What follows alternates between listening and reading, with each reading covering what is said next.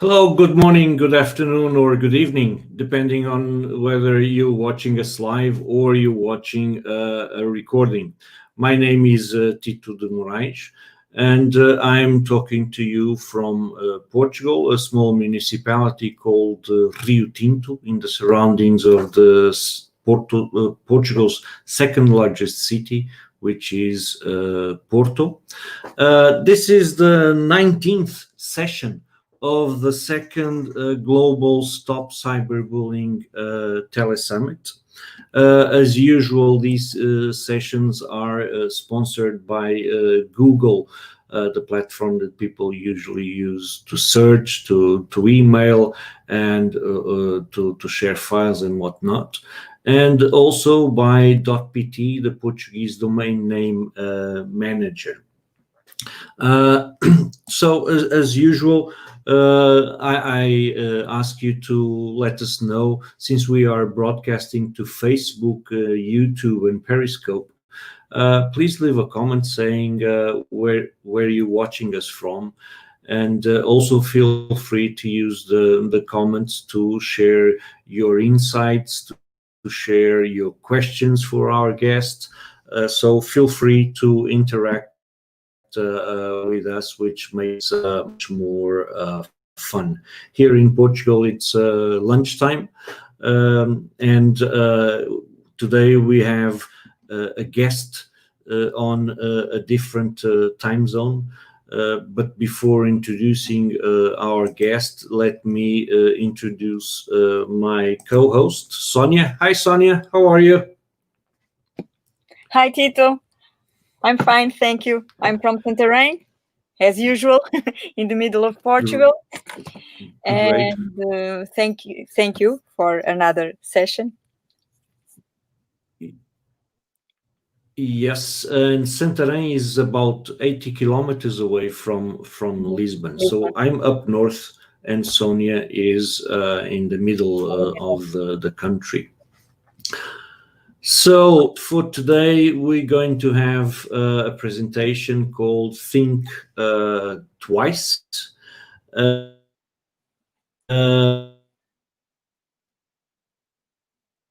We have India, an overview of the cyberbullying situation in India. I'm going to bring her into the screen. So, hi Isha, how are you? Hi, I'm good, thank you. Hi, Isha. Great. Do you want to tell our viewers where you are talking from? Yeah, so I'm from India, and I'm from Mumbai, which is in the west of India. I'm a high school senior so from Theerupayampani International School. Okay, great. Actually, one of the first questions that we have for you And first of all, let me thank you for having accepted our invitation to be a guest at this event. We didn't know each other. You were recommended by a common good friend. She was Perry Aftab, and she highly recommended you. And we want to have youth on these events, not just talk about them. So it's an honor actually to have you, particularly because Perry told us that you are an activist in this area. So let us know who you are, so that I'll know you a little bit better. Yeah, so as I said earlier, I'm a 17-year-old. I'm from Mumbai, and I'm honored to be the chair of the International Youth Leadership Council at the Cybersafety group. So I was born in Singapore, and I did most of my primary schooling there. And I moved to India when I was 9, and I've lived here since. I'm quite heavily involved with Model UN and charitable work both domestically and internationally. So I've had the great opportunity of working with students from all over the world, which has been really helpful in understanding the challenges that teenagers face in the context of cyberbullying today. Okay, And great yeah. to know. And yeah, go ahead. You were saying? Uh-huh. Yeah, so with regards to my work in the field of cyber safety, I got involved in this area about 3 years ago when I was 14. I was actually introduced to Ms. Perry Aftab, the founder of the Cyber Safety Group, when she came to India around that time. And I was really impressed by what she was trying to achieve by working with Indian organizations, the NGOs, and the government to spread the message of cyber safety amongst us Indian youth. And I really wanted to be part of the cause. So I reached out to her and made my first awareness video so I could reach out to the youth in my immediate community. Okay. So I think you have a presentation for us. Okay, so Yeah, I great. do. Yes. You have prepared. Go ahead, Sónia. Go ahead. No, I was just telling Isha at the beginning that she is our Sónia, did you have? Yeah. Are you listening to me? Yeah. Yeah. Yes. Okay. I was just telling Isha at the beginning that she is our youngest speaker, and I think it's extraordinary to have her perspective as a young woman here. So, like Tito was saying, not just talking about them, but hear them. So I think you can start your presentation. Uh-huh. Yeah. I'm just sharing my screen. Okay.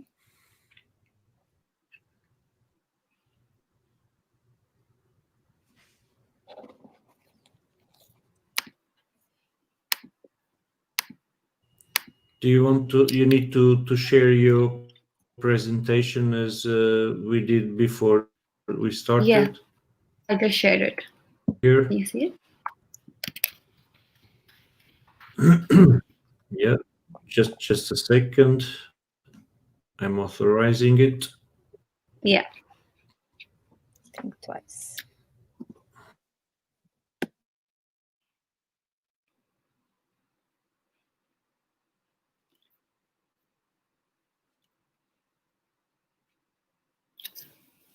Right.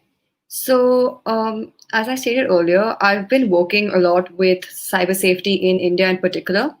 So, about my work in this field, I've actually reached out to a lot of teenagers from my school, from other schools in Mumbai, and even other parts of India, and spoken to them about what they know about cyberbullying and how they deal with it. Alongside this, I've been sending out surveys asking people about their cyber safety awareness levels. So, through these mechanisms, I've actually gained an acute understanding of well, what cyber safety is, what the cyber safety scenario is like, particularly in the metropolitan city of Mumbai. And I think a topic that kept arising was the role that parents play in the cyberbullying prevention and protection scheme. And so I've extended my research about cyberbullying into them as well. I've spoken to, say, around 30 parents and about their take on the issue, and it's honestly quite interesting to see how their perspective is so different from that of teenagers. And I've been putting these insights into the videos I make for awareness campaigns online. And aside from that, I've actually worked with children to teach them basics of cyber safety. During this lockdown, for example, I've worked with some 10 to 12-year-olds online through Zoom and spoken to them about how to stay safe online and how to be a responsible digital citizen. And that's what I'm going to be speaking to you about today.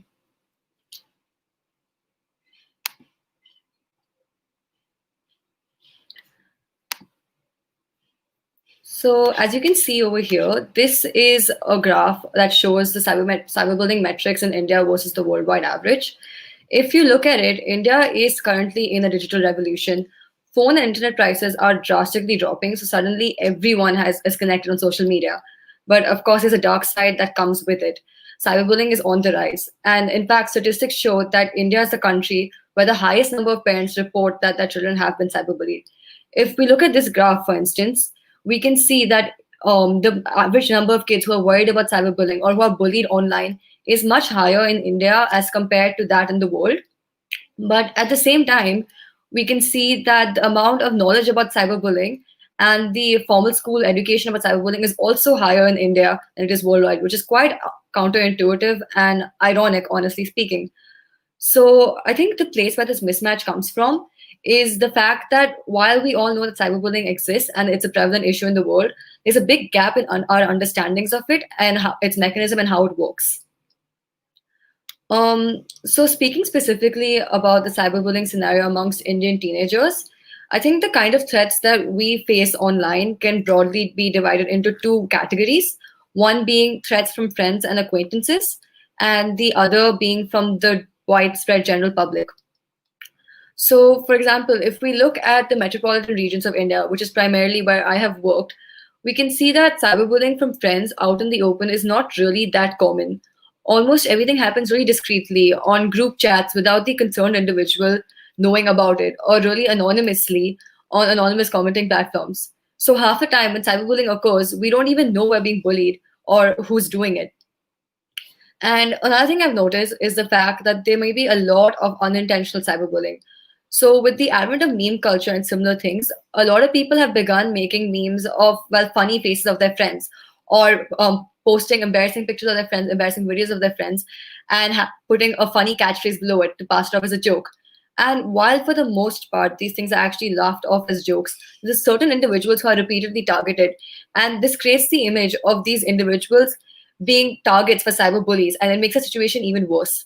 For these individuals, the repeated sharing of content as a joke actually becomes perceived as cyberbullying without the perpetrators even knowing that they're being bullies, which I think is one of the biggest problems that we face today in India.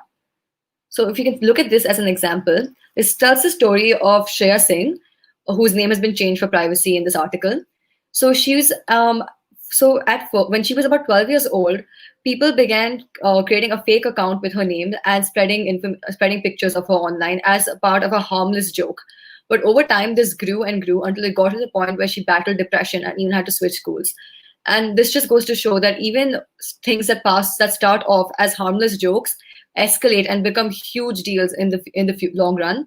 And moreover, the fact that this happened to this girl, Shreya Singh, when she was just 12 years old, and she only spoke up about it 9 years later when she's 21, shows the stigma attached with cyberbullying and the fact that people aren't really ready to come up and speak about it in our community at this point, which is another big problem that's facing the Indian context.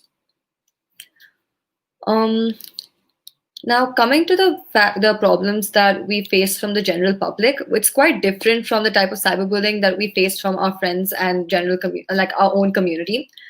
Where comments from the general public are the stuff you find right in the open. If you open your Instagram feed, you will see, and if you have a private account, of course, you will see a bunch of comments from strangers that you don't know.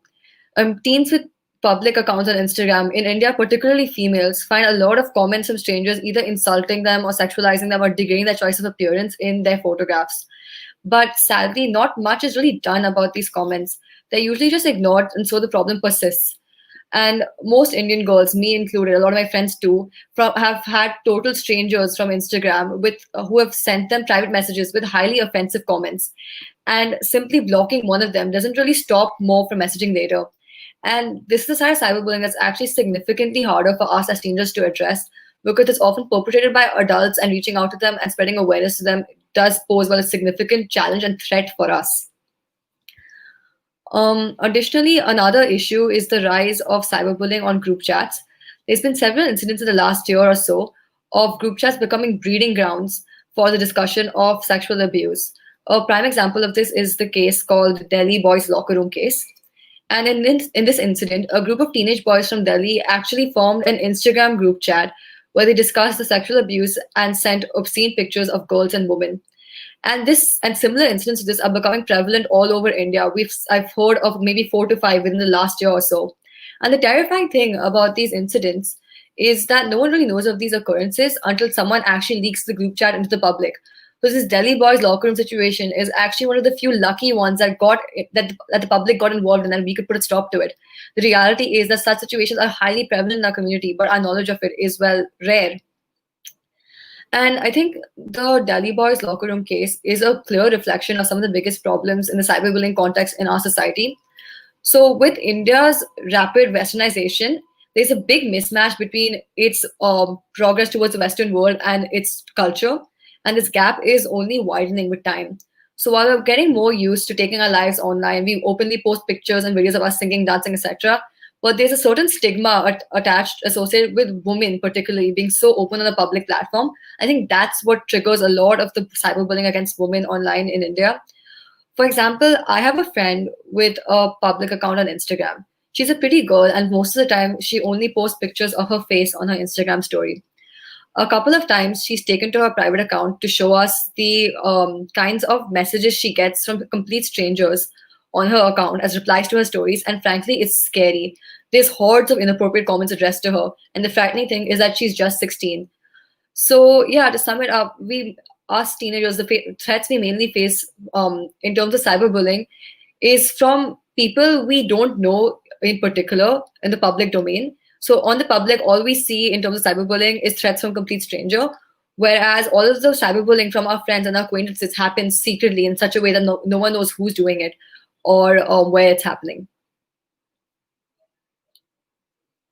Now, coming to my next point, I think one interesting thing I've seen in my work in the sphere of cyberbullying is the manner in which the youth perspective completely differs from the adult perspective. So recently, I put together a video series where teenagers and about what teenagers and adults have to say about cyberbullying. I asked them a few questions, similar questions actually, and recorded their answers so that we could compare what teenagers and adults thought about cyberbullying. And it was striking the manner in which teenagers and adults drastically differ in what they think of cyberbullying. So I'm going to show a video extract of the video series I've made now.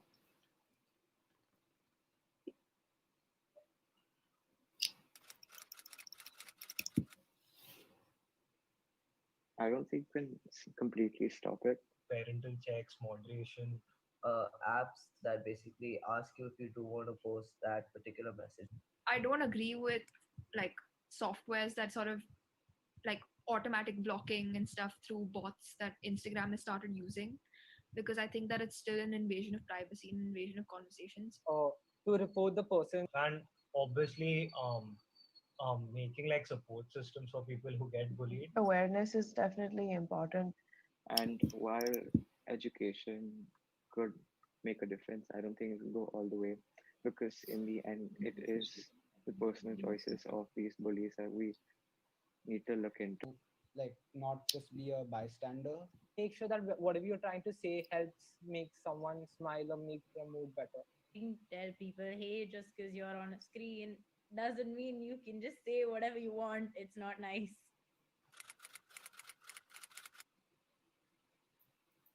I have heard among the young people, like college students or the young office goers, are mostly victim of this kind of malpractices.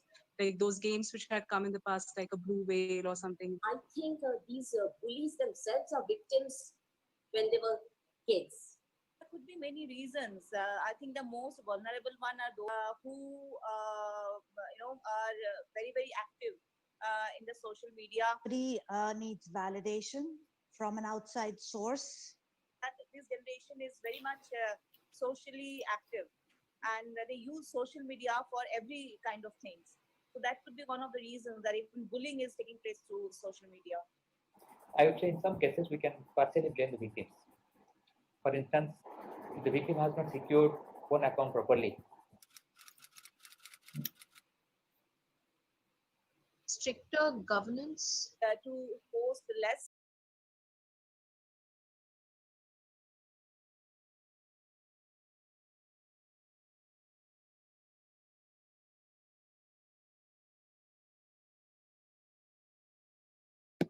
We've lost her, Tito.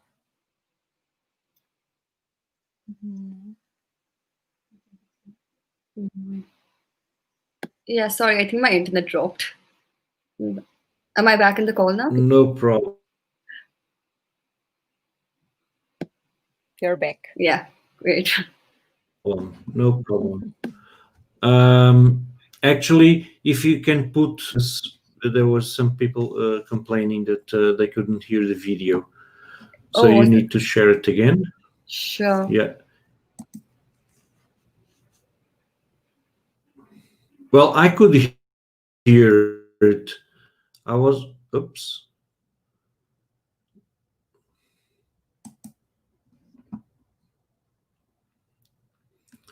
Okay. Okay, she's back. You're back again. Welcome back. No stress. Yeah. This happens. Okay, I have the sharing here. Just a second.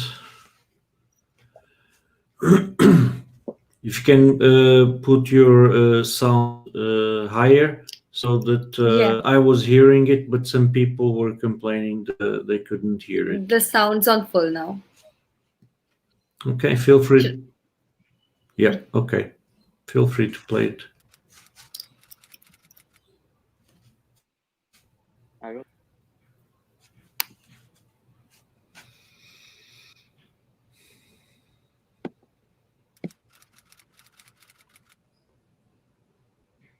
I don't think you can completely stop it. Parental checks, moderation, apps that basically ask you if you do want to post that particular message.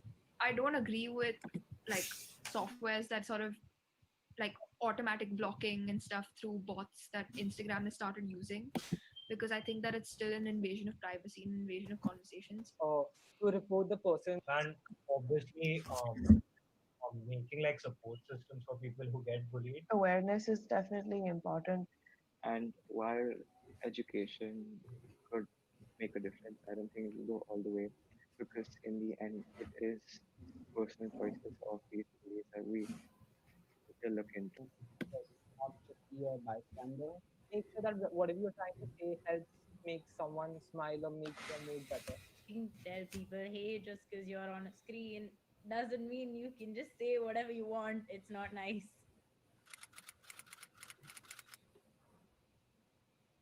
I have heard among the young people, like college students or the young office goers, are mostly victim of this kind of malpractices. Like those games which had come in the past, like a blue whale or something. I think these bullies themselves are victims when they were kids. There could be many reasons. I think the most vulnerable one are those who are very very active in the social media. He needs validation from an outside source. That this generation is very much socially active, and they use social media for every kind of things. So that could be one of the reasons that even bullying is taking place through social media. I would say in some cases we can partially blame the victims. For instance, if the victim has not secured one account properly, stricter governance to post less personal information in the social media and not to be a part of many social medias. Could be one or two is just fine. And as a parent, it's important to keep an eye on your kids, what they're doing. as parents, we must educate our children to be aware of the various features and hazards of the social media platforms which they are using. So yeah, there you have it. So this was an extract from an old video series I had made. And I think one of the things we can see most strikingly here is the difference between how we teenagers and how adults perceive cyberbullying. So we can see that from the teenager's perspective, cyberbullying is best fought by targeting the perpetrator. Teenagers believe in increasing awareness so that individuals don't bully, or alternatively increasing punishment so that people are too frightened to bully. They also care for a call for a greater awareness of Indian cyber safety laws so that people realize how serious this issue is and how serious the consequences of their actions could be. So as whole, the approach towards tackling cyberbullying as taken by teenagers is primarily based on either preventing or punishing bullying. But the adult's perspective slightly contrasts that. Their approach is more concentrated on how an individual can prevent themselves from becoming a target of bullying. Many adults said that the best way to prevent being bullied is actually to make all accounts private, so that only friends and family can access one's profile. And alternatively, they suggest spending less time on social media and creating a smaller social media presence. And while not explicitly victim blaming, we see that some members of the older generation do place greater emphasis on the role of the victim as compared to the role of the perpetrator in cyberbullying. And I think this, to an extent, adds to the issue because teenagers are afraid that they're going to be asked to reduce their social media usage if they're being cyberbullied. They simply decide not to tell an adult, allowing the issue to actually escalate out of hand. All the same, the parents' notion of creating private accounts and not sharing private content online is completely justified and should be followed. So, until a mutual trust can be established between teenagers and parents, I don't think the issue of cyberbullying, of children not reporting cyberbullying cases to their family, can actually be solved. I mean, from our side, the teenager side, we need to understand that it's our responsibility to take every precaution to be safe, be it keeping a private account, restricting what we share, or restricting who we actually talk to. But at the same time, we need to have trust in our parents that we won't be blamed for cyberbullying if we have truly taken as many measures as we could have to stay safe online. After all, it's impossible to protect yourself from every single threat, especially when some are being propagated by even the people you consider to be your friends. So, if we have the fear that telling adults about cyberbullying will result in our social media usage being restricted, a large majority of us would simply choose not to tell anyone. And thus, it's essential that this dialogue between the youth and adults open up, as both sides need to be addressed during awareness and education campaigns. Now, I think another concern in the Indian context is the gaps in cyberbullying amongst the youth. I think one of the biggest issues we have, as I stated earlier, is the fact that many of us are unknowingly cyberbullies.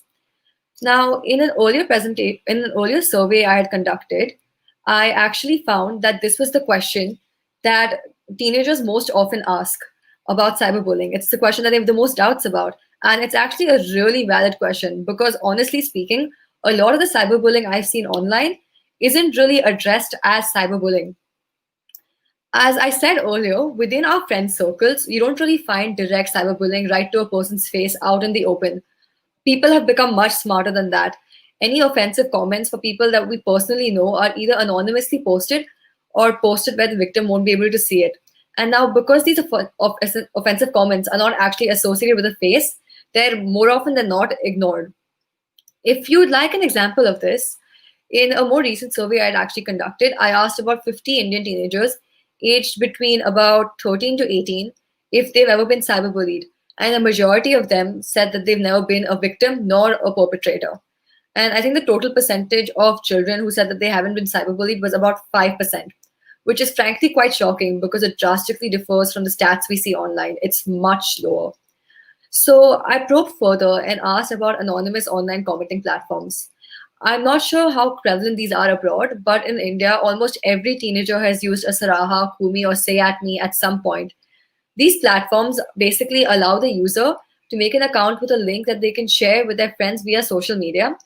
Friends can use this link to anonymously comment on the account, such that the comment is only viewable by the account owner. Usually, an account owner will screenshot all of these comments and post it on their Instagram stories, replying to all these comments. So the whole public can see what comments have been posted to someone's account. And all these comments have been anonymously posted. Now, the initial purpose of these apps was to foster creative communication, ask interesting questions, and to spread compliments that people might actually shy away from saying in person. but the reality is quite the opposite. These platforms have actually become a breeding ground for cyberbullying, from small comments to "you're dumb" to entire paragraphs systematically insulting everything about a person that could be insulted. You can see everything on these platforms. Yeah. So on the screen here, sorry, 1 second. On the screen here, you can see two screenshots of news articles regarding anonymous commenting platforms, particularly Say@Me and Kumi. I don't think I really have to explain to you how horrifying the content these platforms can get and how intense the consequences. The pictures speak for themselves. So coming back to my survey, when I asked these same survey respondents that I'd spoken to earlier if they had ever received a mean comment said against them on an anonymous commenting platform, almost all of them said yes. The cyberbullying victim percentage shot up from around 5% to 70%. So from this, we can see that with teenagers in India, you'll seldom find insulting comments on a post on a public platform from friends. But it is these very friends that consistently engage in cyberbullying on anonymous platforms, which makes it far, far harder for us to actually track it and stop it. And more pressingly, however, it's been normalized to the point where most of us don't even consider it to be cyberbullying anymore. If you'd like a personal example, about 3 to 4 years ago, when I was around 13, I foolishly decided to make one of these accounts, and I received a few messages in the likes of what you see on screen. And a large majority of my friends that I've spoken to have received similar derogatory or violent, insulting comments as well. And you know what the scary thing is? It took me a year to realize that I had been cyberbullied, which just goes to show the degree to which these incidents have been normalized. Of course, I'm one of the lucky few for whom the number and type of messages was too trivial to actually make an impact on me, which is why I didn't really consider it to be cyberbullying. But it's definitely not the same for everyone. I know people for whom these comments have been scarring and have impacted their mental well-being drastically. But the fact that all of us are so desensitized to these rude comments on anonymous platforms is actually making the situation so much worse. And after all, if we don't even realize we're being cyberbullies, how do we stop ourselves? Another major flaw I've seen in our understanding of cyberbullying is the power of anonymity. Almost every single person I've spoken to has said that they believe anonymity is one of the biggest causes of cyberbullying. Recently, there was this trend going around on Instagram where, let me just change the slide. Yeah. There was this trend going on Instagram where where a commenting platform, as shown in blue over here, was actually edited and broadcasted as an anonymous commenting option, like the one you can see in black on the side. So for a few days, people on Instagram were posting commenting widgets, adding a "this is anonymous" sign, even though they could actually view the identities of commenters. Needless to say, quite a few people fell for the trick. 2 days later, when everyone realized that this was actually a trick, Instagram was flooded with comments of people saying, "Sorry for what I commented on your stories. I thought it was anonymous." This is because everybody, assuming that these platforms were anonymous, commented horrendous things. And clearly from this, we can see how people will do anything and everything they can to exploit a source of anonymous commenting. So what's the solution to all this? Well, obviously, educating people about why it's wrong to bully online is necessary. But we've been doing it for years, and yet cyberbullying is on the rise. What we need is, in our cyberbullying curriculums, is actually greater emphasis on the fact that anonymity is not absolute. It's only when people realize that everything they post online, despite VPNs, fake identities, etc., that can be traced back to them, will people actually stop exploiting their anonymity, or rather perceived anonymity. Moreover, there's a complete lack of emphasis on the potential legal consequences of cyberbullying in most campaigns. When I spoke to both adults and teenagers, both had almost no idea of the laws in India's penal code that address cyberbullying related issues. By bringing greater emphasis to the accountability and consequences of cyberbullying, we may be able to deter people from actually practicing it.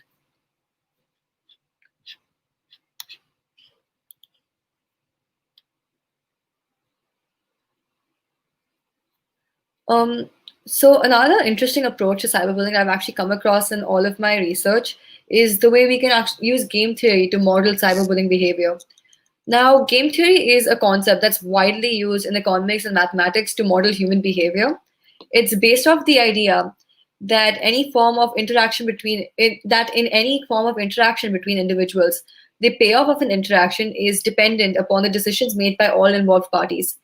If, for example, there are two firms trying to market the same product, the total revenue that each firm gains is completely dependent on the marketing strategies that each firm use, and also dependent on the strategies that the other firm uses as well, which brings about the idea of strategic interdependence.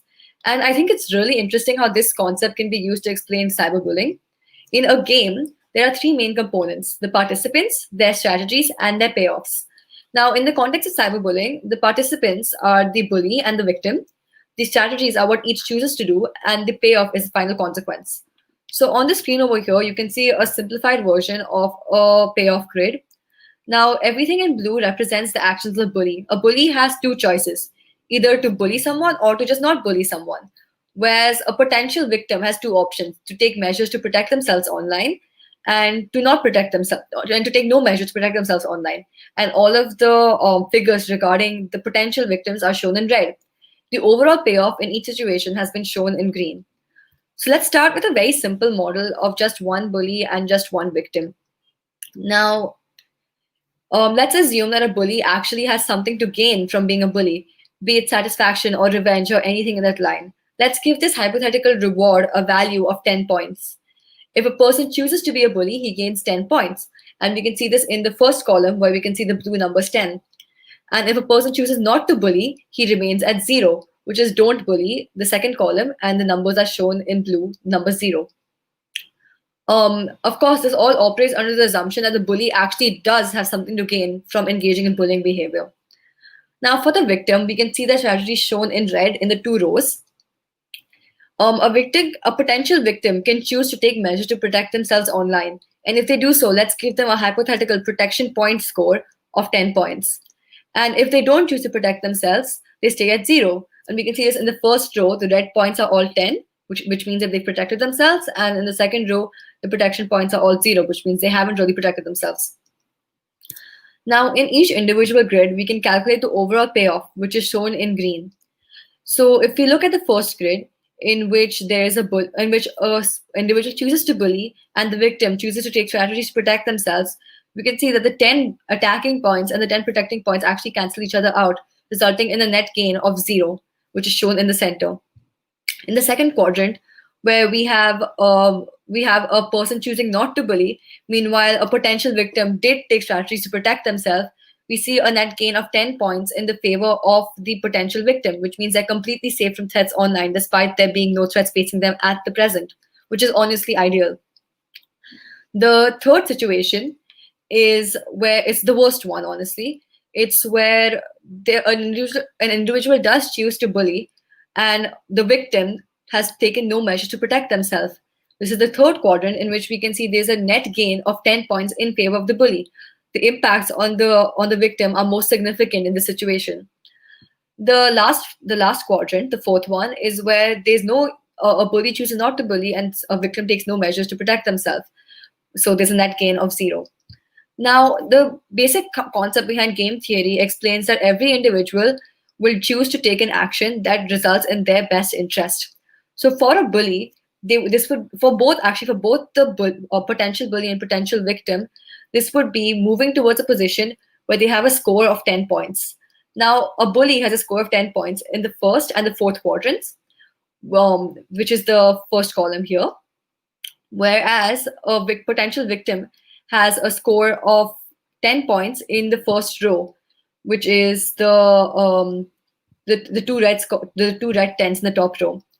Now, the intersection of these points is the first grid, where an individual chooses to bully and where a victim chooses to protect themselves.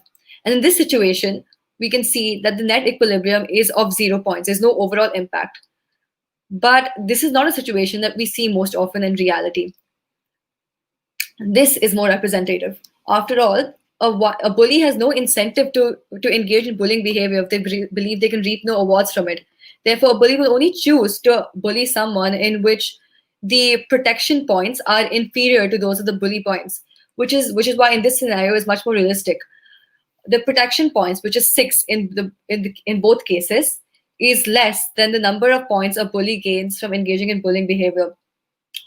So, so even when both parties act in their best interest, which is the bully moving towards square one and the victim and the potential victim taking the best steps they could to protect themselves, moving to square one, we see that there's a net gain of 4 points in favor of the bully, which means a significant impact has been left on the victim, solely because they are less protected than the bully's ability to attack.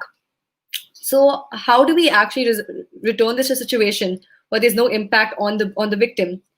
Well, the one way to do this is there's two possible ways to do this.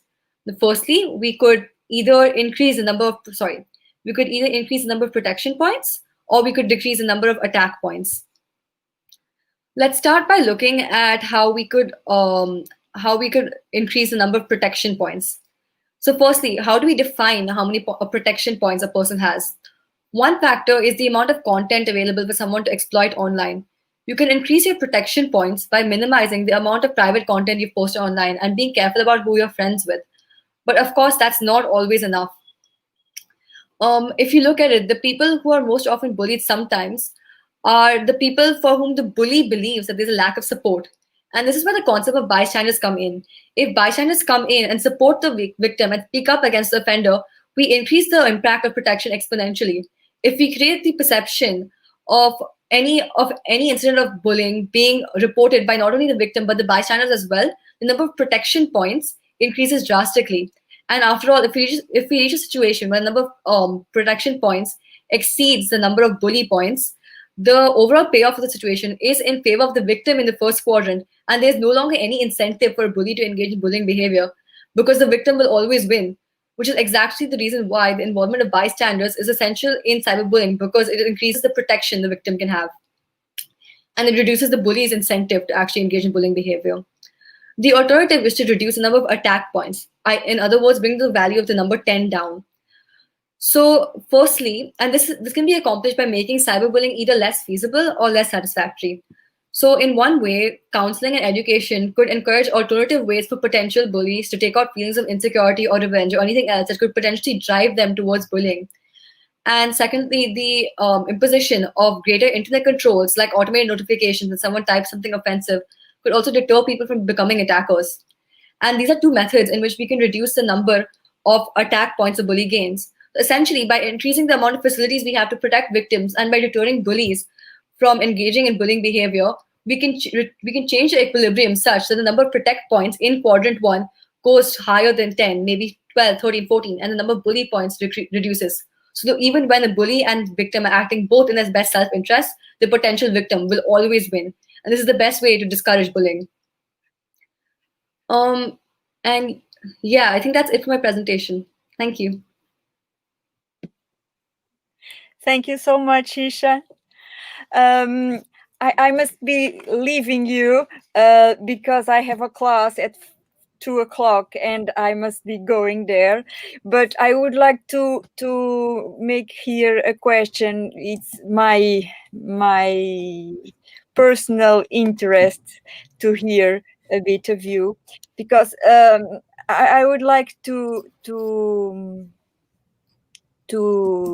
hear from you what role can the youth play in preventing cyberbullying? I honestly think that the first step that the youth can play in preventing cyberbullying is acknowledging that it's happening even at a micro level all around you. The moment that we're actually cognizant of instances of cyberbullying, we can be more effective at stopping it. And I think a huge part of the problem that we face right now stems from the fact that we don't even know that bullying is all around us. The first step is to simply be more aware and be more observant of our surroundings. I think a huge part of the role that we could play is also boycotting anonymous commenting platforms, or at least only using them as a force for the good. These platforms give us a potential to spread love and engage in fruitful discussion, and they definitely shouldn't be exploited for the purpose of, victimization. More important, however, I think we need to stop normalizing cyberbullying behavior.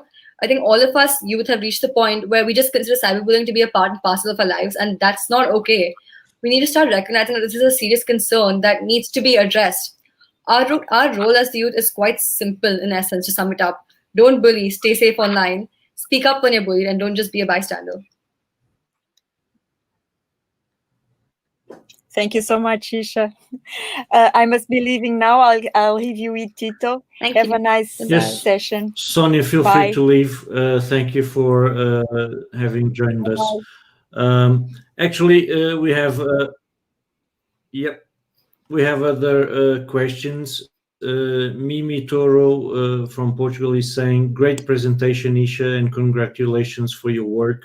Thank you for sharing this insight on cyberbullying in English. This kind of investigation is inspiring and we can all learn from it. Actually, I subscribe to absolutely to her comment. And I think that I just loved your video. Because Thank it you. confronts the perspectives of youth and parents. And I Yeah, think we should have more dialogues, more video definitely. dialogues like those. Also, Abílio Carvalho is saying, when we think we have a problem in Portugal, we see that the situation is more serious in other countries. What are the law and the Indian authorities doing to combat the problem? hmm So I think one significant part, like thing that we need to keep in mind is the fact that the Indian Penal Code has no laws that explicitly address cyberbullying. However, there are certain laws that deal with insulting or derogatory comments online, and those to an extent apply to cyberbullying. I think the biggest problem, I mean, authorities do intervene in the case of cyberbullying, but it's only when it escalates to the point where it becomes a huge media phenomena. In most cases, the law and authorities aren't even cognizant of the fact that it's happening. So if you see, I think I spoke about the Delhi boys locker room incident a bit earlier, a case in which a group of boys began sharing obscene pictures of girls and women. And in this situation, the reason why authorities got involved is because this escalated into a huge media phenomena. It was all over news channels for a while. After which point, the government actually launched cyber cell probing to discover the identities of people involved. But the reality is that because a lot of these cases never come to the media attention, never come to the government's attention or law's attention, nothing can really be done about it. So I think the best step that's being taken by the government is simply increasing the amount of awareness campaigns that are happening in the country. Okay. Mimi Toro is also asking a question. She says, a question for Isha. What inspired you to get involved in this global fight that is cyberbullying? And what is your hope regarding a cyberbullying-free world? As I mentioned earlier, actually, one of my biggest inspirations for getting into the field of cyberbullying was seeing the work I.S.P.A was doing. She was working at the grassroots level with with both NGOs and the government, and making such a strong case for spreading awareness amongst the youth about cyberbullying. And I think what made me enter this field is the fact that it's an issue that's so prevalent among teenagers these days, and yet you barely find anyone addressing it. It's one of those issues that goes unnoticed despite it being a big concern. And I think I wanted to make a change in the impact of the world, which was in a part of the world which wasn't really being considered much, which is why cyberbullying really struck me as important. And I've read a lot of saddening stories about the immense impact cyberbullying has on the mental health of people and their general well-being. And it's frankly quite scarring. And I think that greater concern needs to be given to this cause. And as for my hope regarding a cyberbullying free world, well, I mean, I hope that a day comes where this world exists. For once, maybe we will all feel perfectly comfortable posting what we want to post online and being our true selves online. But at the same time, I doubt that it's 100% possible at any given point of time. It's a utopian world which we can only someday hope to achieve. And I hope that we can keep working towards it. Okay. But we need to believe in utopias. Yeah, for When sure. you're close to my age, 57, okay, we're not such a. I was really interested on the story that you mentioned, and you have mentioned in more than one instance the use of anonymous commenting apps. Yeah. Yeah. Are they so popular in India? Because that was very I'm sorry, popular. I couldn't catch Was that called question. The internet was initially. cutting. Okay. In Portugal, we had an application, anonymous commenting application that was very popular and that produced many cyberbullying cases. But then it was acquired and things got quiet. The current name is Ask.fm. It was known as Forms. It was known as Formspring, and when it was Formspring, it was a nightmare. So my question is: are these types of apps popular in India? Very much so. So I think Ask.fm was really popular a while ago, before I was old enough to really be using social media much, but I know it was a thing back then. I think maybe about 3 to 4 years ago, Say At Me was really popular. Almost like if you ever open your Instagram feed, you would find almost every single person's story would have consecutive Say At Me posts. After that got banned, it moved to Saraha, another platform serving the same purpose. And I think right now it's moved on to Kumi. So as each of these apps gets banned and each of these, as something comes up to prevent people from using it, a new one is always made, which is really saddening. Because every time we think that we've taken a step towards stopping the use of these anonymous platforms, a new one just crops up. Yeah, and one thing that some research that I did some time ago, I found that when these platforms are banned, students get their hands on scripts that allow them to install on a server a similar application. So it's a uphill battle. Another question that I have is regarding Instagram. You were saying that students create Instagram accounts and they share the username and password with other people so that they can post derogatory comments on somebody. Is that how it works? Yeah, some people do it. It's not something I have really witnessed personally myself, but I've read a lot of stories of this happening. So first of all, hacking into other people's accounts is really common. I'm not sure who does it, but at least once a day, I'll find some person commenting saying, "So my account has been hacked, please unfollow, or please ignore any comments I've posted." Another common phenomena is any person who has a large Instagram following of say 1,000 people plus or more is at the threat of being impersonated. A lot of people actually take pictures from one person's account and make an account under someone else's name and post those pictures. So they're being impersonated under the name of someone else, which is again really common from what I've seen. Okay. Okay. Have you noticed an increase in cyberbullying cases during this since March during the pandemic? Definitely, yeah. I did read online also actually that cyberbullying cases have risen exponentially since the start of the lockdown, possibly because people are sitting at home bored and this is their best way to cure their boredom.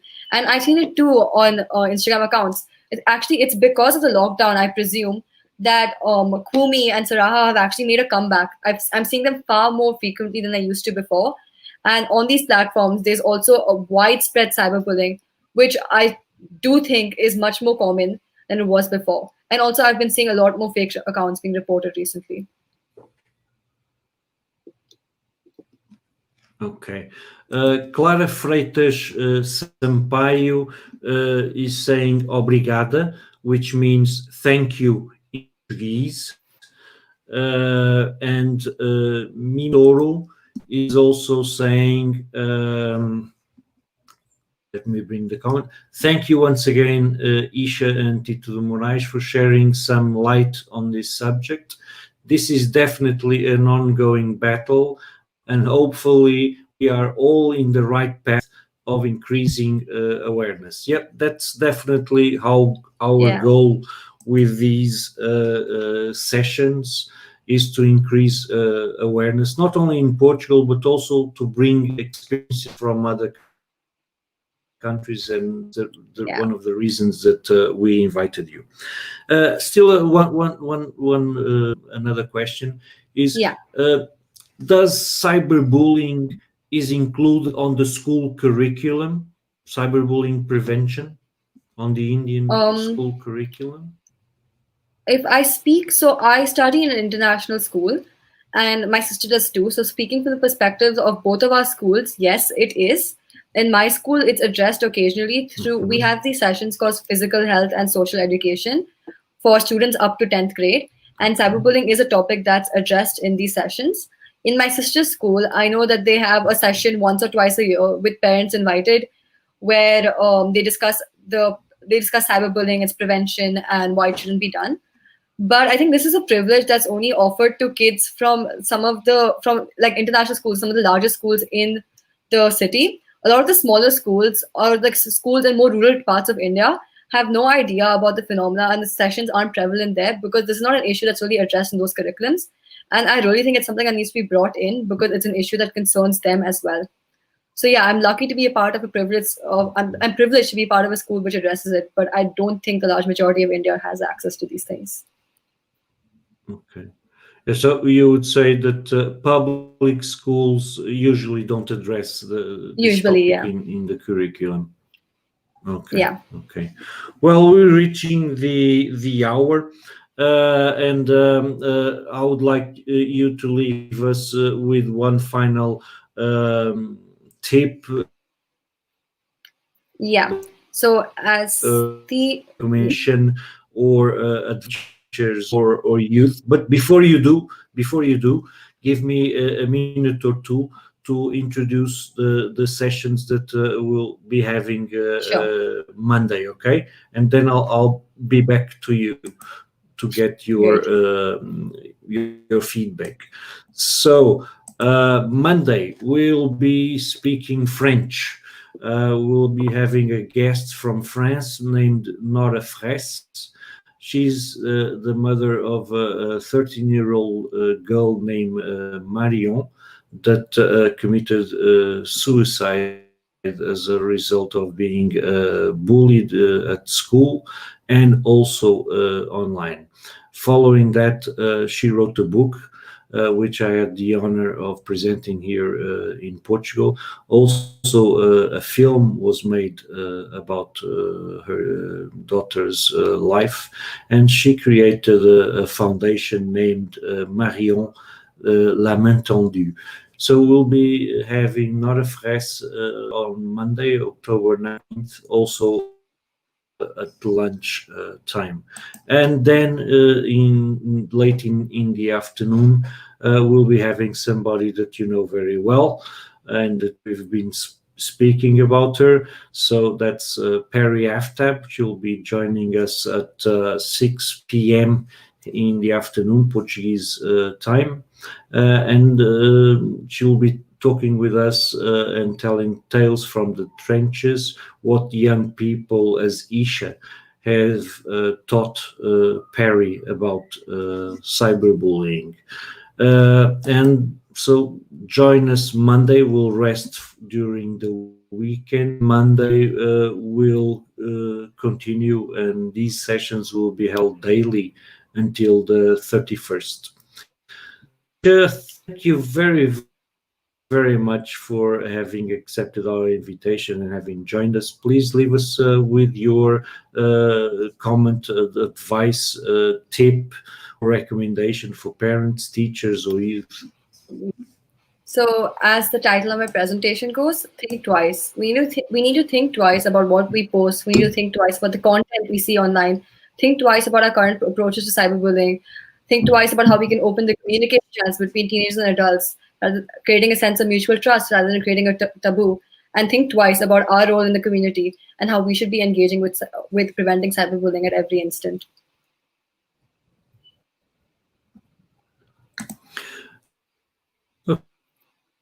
Okay.